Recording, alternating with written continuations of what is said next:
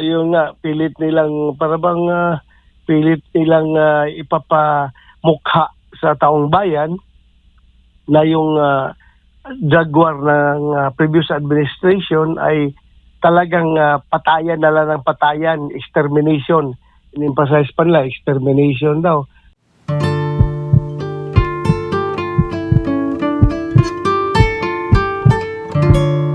Senador, maayong gabi. Gagamitin ko sana ang pagkakataon din ito para humingi din po sa inyo ng komento. Higil nga po doon sa mga pahayag o doon sa SONA ng Pangulong Bongbong Marcos at kabila nga doon sa mga pinalakpakan siya, yung issue tungkol po dito sa sa war on drugs. Kaibahan ng nagdaang administrasyon sa administrasyon ngayon, walang extermination, wala daw bloodless ang drug war ng Marcos administration. Ano ho ba ang masasabi ninyo dito? Yun nga, pilit nilang para bang, pilit nilang ipapamukha sa taong bayan na yung drug war ng previous administration ay talagang patayan na lang ng patayan, extermination. In-emphasize pa nila, extermination daw.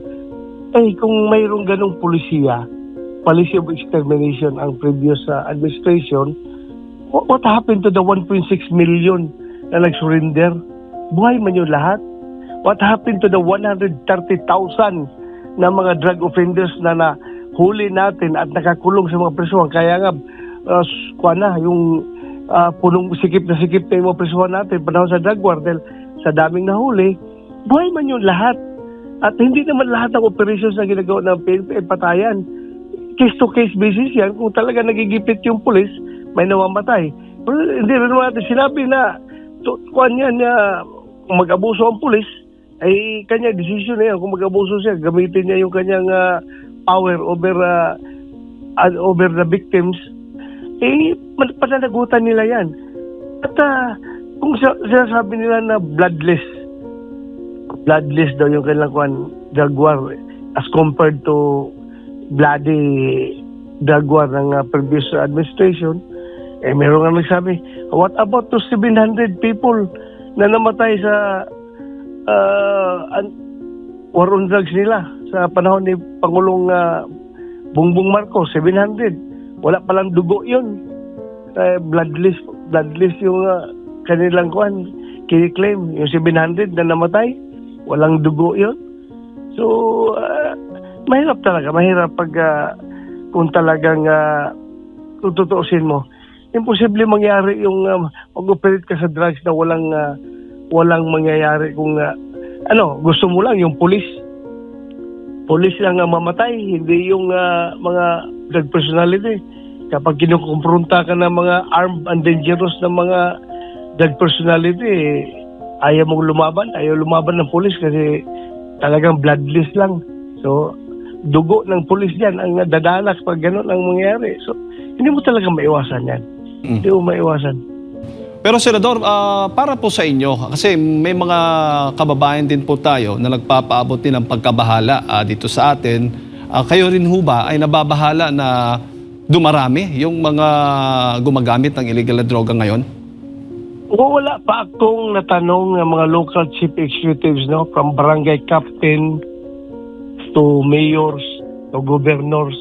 Halos lahat na nakausap ko, walang ibang sagot sa akin kundi andyan na naman sila, sir. Bumabalik na naman sila. Sana sir, balik ninyo yung pagkantukhang ninyo dahil andyan na naman sila. Nag-ooperate na naman. So, ibig sabihin talaga bumabalik na yung problema natin sa droga. No less than the people from the ground, barangay captain, ay nagsasabi na gano'n talaga, bumabalik na. So huwag tayong magbubulag-bulagan, huwag tayong magpapasatisfy sa mga beautiful words na bloodless, na i-baby mo yung gusto mong i-baby mo yung mga kriminal na yan, i-baby mo yung mga drug personalities na yan. Paano mo gawin yan? So, Ganon talaga.